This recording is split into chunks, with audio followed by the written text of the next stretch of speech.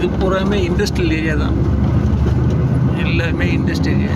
Cement company, ceramic company எல்லாமே இங்கே தான், இந்த ஏரியாவில் தான். இரும்பு தயார் பண்ணுறது, ஸ்டீல் கம்பெனி, நிறைய கம்பெனி இந்த ஏரியாவில். அப்படிமா சைடில்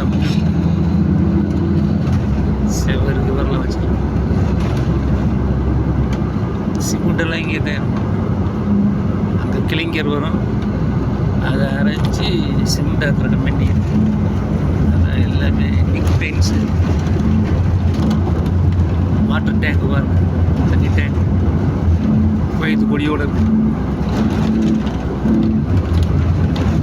எல்லாமே இண்டஸ்ட்ரி ஏரியா.